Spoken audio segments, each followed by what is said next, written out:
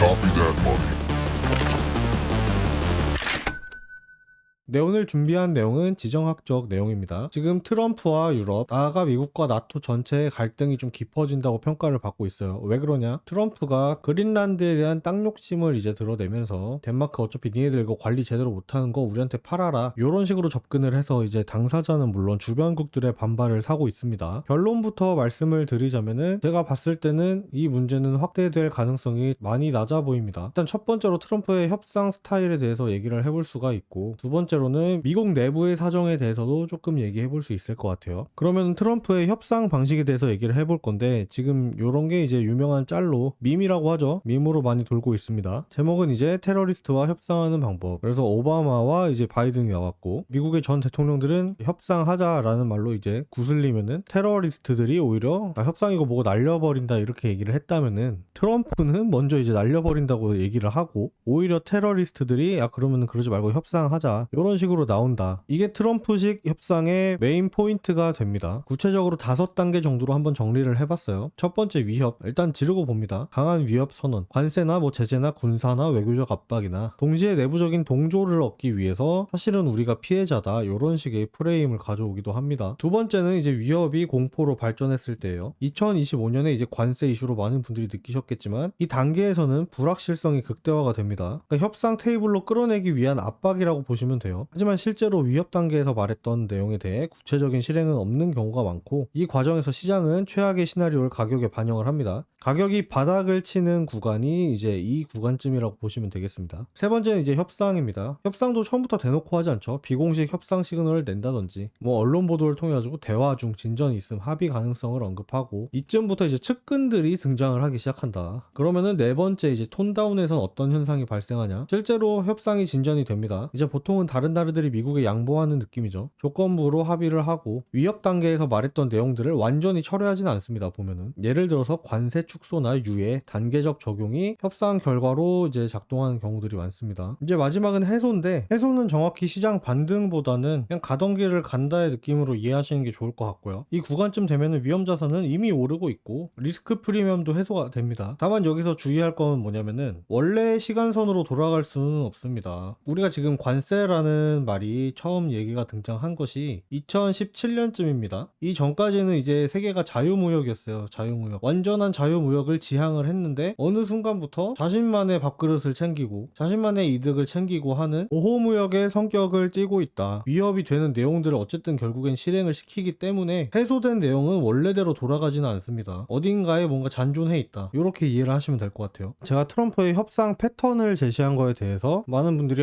이런 게 뭐 말이 돼? 의미가 있어? 하시는 분들이 계실 거예요. 우리가 지금부터는 트럼프 임기 내에 있었던 주요 갈등들을 이 사이클에 맞춰가지고 한번 해석을 해보겠습니다. 첫 번째로 얘기할 수 있는 거는 트럼프 1기에 있었던 미중 무역전쟁이죠. 일단 위협은 이런 식으로 시작됐습니다. 미국이 역사상 무역이 흑자였던 때가 별로 없습니다. 근데 이제 이거를 트럼프는 외부에서 불공정 무역으로 인해 미국이 손해를 보고 있다고 얘기를 했고, 무역 적자는 안보 문제라고까지 얘기를 합니다. 이 과정에서 거의 모든 상대 무역국들의 좀 경고성 발언이 많이 나오기 시작을 했습니다. 그 중에서도 이제 메인 타겟은 중국이었습니다. 이 당시에는. 자, 두 번째, 트럼프가 실제로 이렇게 위협은 했는데 공포 단계에서는 뭐가 어떻게 된다는 조치는 없습니다. 다음 달 검토 중, 이런 식으로 그냥 질질 끌기만 한다. 이렇게 세 번째 협상 단계까지 상대를 테이블에 끌어내죠. 실제로 이렇게 2018년 G20에서 트럼프랑 시진핑이 회담을 하기도 하고요. 과정에서 이제 기사들이 나옵니다. 실무 협상 개시, 일부 관세 유예. 위험 자산 같은 경우는 이 구간에서 이미 바닥을 찍습니다. 그리고 협상이 시작되기 이전부터 이미 스멀스멀 오르고 있는 경우가 많아요. 네 번째는 톤다운, 이제 마무리돼가는 국면이죠. 19년에 미중 1단계 무역 합의가 발효가 됩니다. 근데 이 과정에서 위협 단계에서 말한 내용들은 유지가 된다. 관세가 일부 유지는 되고 일부는 철회가 된다. 이 단계까지 오면 이제 트럼프가 자랑을 합니다. 공정한 거래를 이뤘다, 미국이 다시 위대해지고 있다, 이런 식으로. 그리고 마지막 2019년쯤에 어떻게 마무리가 되냐면은, 이것도 그냥 지나가는 이슈가 되고 그냥 하나의 배경으로 남게 된다. 자, 우리가 하려는 거는 단순히 협상 패턴에 따른 트럼프의 행동을 이해를 하자는 게 아니에요. 이 패턴에 따라 자산군들이 어떻게 움직이는지, 우리한테는 이제 비트코인 되겠죠. 이거를 파악하자는 건데, 사실 2017년과 2021년, 그러니까 임기 이 사이에는 비트코인이 트럼프의 협상 사이클을 따라 움직이지 않았습니다. 왜냐면은 이때는 비트코인의 리즈 시절이었기 때문에, 이때가 한창 반감기 열풍으로 비트가 미친 듯이 오르던 때였습니다. 때였어요. 또한 이때만 하더라도 기관이라든지 ETF라는 것이 거의 없었습니다. 순수하게 비트코인 처돌이들이 가격을 올리던 그 시절입니다. 그렇기 때문에 트럼프 협상 5단계보다는 비트코인 반감기 사이클이 중요했던 때고, 매크로 내러티브보다는 미친 자들의 투기 광풍이 상승을 주도했던 시기였습니다. 7년이 이제 그러니까 어떻게 보면 1단계, 2단계 구간이잖아요. 이제 위협과 공포의 구간인데 1000% 올라버렸습니다. 따라서 이 당시만 하더라도 협상 5단계와 비트코인 간 정확한 비교가 좀 어렵긴 합니다. 근데 이제는 다르죠. 우리 지금 비트코인이 미장 따라가는 거 인정 안 하시는 분들 없고, 비트코인 더 이상 투기 자산이라기보다는 글로벌 매크로의 영향을 받는 매크로 자산이라는 것도 인정 안 하시는 분들 없을 거예요. 그러니까 우리가 2017년의 사건은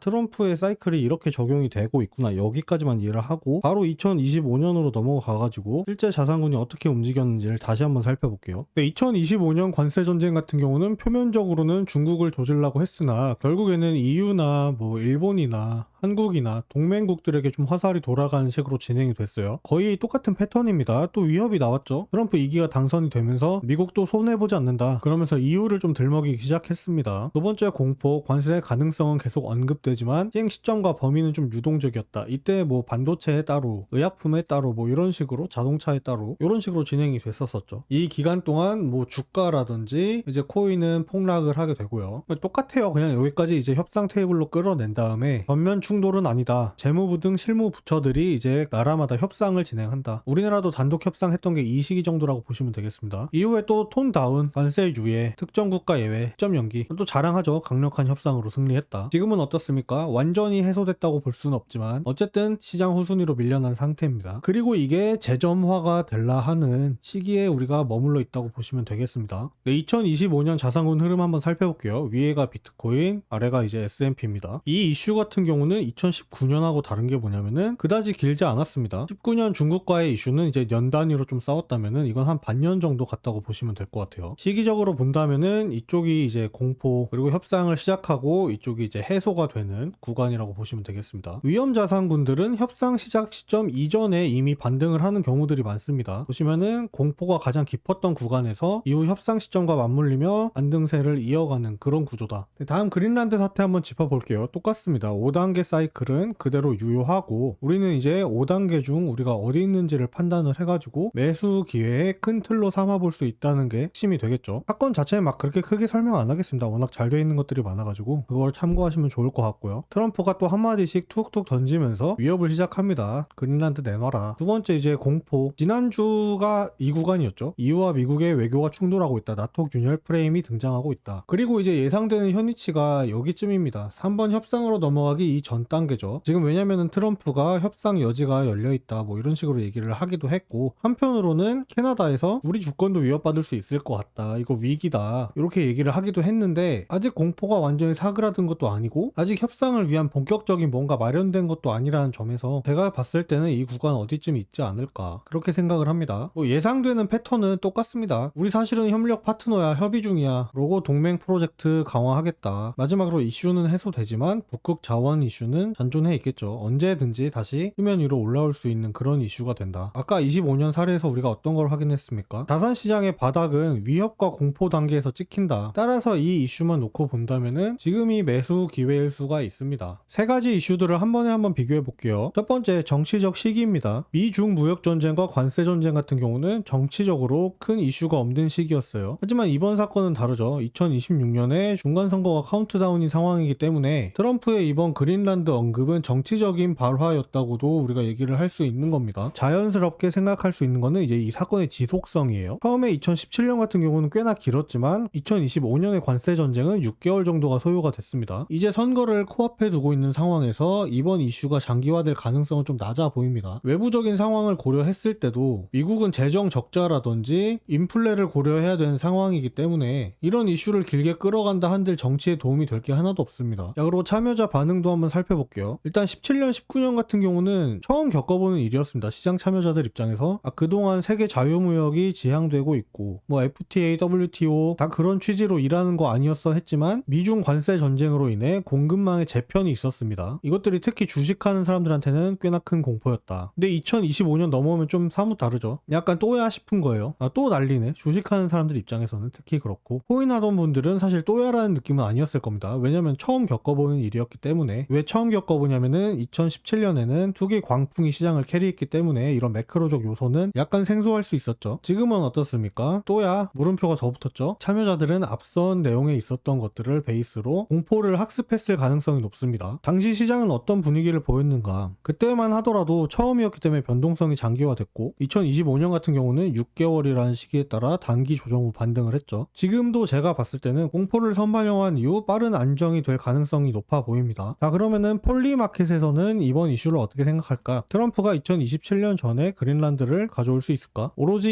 20%의 사람만이 그렇다고 얘기를 했습니다. 폴리마켓에서의 베팅 특징이라든지 얘네가 얼마나 잘 맞추는 건 이전 영상에서 설명을 했으니까 패스하도록 하고요. 시장 참여자를 포함한 많은 이들이 이번 문제는 그렇게 크게 비화될 것 같지 않다라고 보고 있습니다. 네, 마지막으로 오늘 했던 내용들 이제 정리 한번 하고 그럼에도 생각할 수 있는 리스크 함께 고민해 보겠습니다. 핵심은 이거죠. 그린란드 사태는 트럼프의 협상 사이클을 따르고 있음. 또한 미국의 정치적 배경을 생각해 본다면은 이번 이슈는 길게 끌릴 이슈가 아닐 확률이 높습니다. 국면으로 봤을 때는 현재 공포와 협상 사이 어딘가에 있고 이 구간이 위험 자산의 저점이었던 것을 생각해 본다면은 현 구간이 매수 기회가 될 수 있습니다. 근데 문제가 있습니다. 지난 주말을 거치면서 미장 같은 경우는 이미 고점으로부터 50%의 되돌림을 기록을 했습니다. 요만큼 떨어졌으면 지금 미장은 벌써 요 정도 말아 올렸다는 거예요. 근데 비트코인은 어떠냐? 요만큼 떨어진 게 지금 요 정도밖에 오르지 못했다. CC가 높다는 것을 생각해 볼 때 만약에 미장에서 어떤 일로 추가 하락이 발생을 한다면은 요만큼 내려가는 거 비트코인은 요만큼 꼬라박을 수 있다는 얘기입니다. 자체 상승 모멘텀이 아직도 부재하다는 게 가장 큰 문제라고 생각되고요. 두 번째, 시장에 영향을 미칠 수 있는 기타 이슈가 존재할 수도 있다. 왜냐면은 지금 협상 기사가 뜸에도 불구하고 시장이 그렇게 큰 반응을 하지 않고 있습니다. 여기 이제 캐나다가 발언 수위를 높여가면서 5단계 사이클 중 2단계 공포의 기간이 조금 더 길어질 수 있는 가능성이 있어요. 또한 이제 환율을 생각을 해봐야 되는데 달러 N이 160원이 목전입니다. 이 가격 구간은 일본 정부가 개입할 가능성을 시사했던 구간이고 갑자기 뜬금없이 N캐리에 대한 공포가 재점화될 가능성이 존재한다는 것을 의미합니다. 다행히 이번 금리 결정은 동결이 날 것 같다고 하는데 정부 개입이란 건 어쨌든 단기간에 큰 움직임을 만들어내기 때문에 여기로부터 시장이 한 번 더 타격을 받을 수 있다. 그리고 마지막으로 시나리오에 따른 접근이 정확한 타점을 주진 않습니다. 우리가 지금까지 얘기한 건 어떻게 보면 방향에 대해서 얘기를 한 거고 뭐 현물 같은 경우는 사실 상관이 덜 할 수는 있겠습니다. 현물은 타점보다는 방향을 맞추는 게 중요하니까요. 근데 레버리지를 쓰는 선물의 경우 이 얘기만 듣고 시장가 롱치면 조져버린다 이런 뜻입니다. 비트코인은 차트적으로는 그렇게 긍정적으로 생각이 되진 않습니다. 어쨌든 국면이 이렇게 접어들고 있는 만큼 특별한 이슈가 없다면은 차트가 좋지 않더라도 이거를 다시 매수의 기회로 노려야 한다는 것은 공감하실 수 있을 것 같아요. 네, 오늘 준비한 내용은 여기까지입니다. 어떤 이슈에 대해서 막연한 공포를 느끼기보다는 이전에 있었던 사례들을 함께 분석한다면은 어떤 식으로 흘러갈지에 대해서 힌트를 얻을 수 있지 않을까 생각합니다. 도움이 되셨다면은 좋아요와 구독으로 응원해 주시는 거 잊지 마시고요. 저는 다음에 더 좋은 영상으로 인사드리겠습니다. 시청해 주셔서 감사합니다.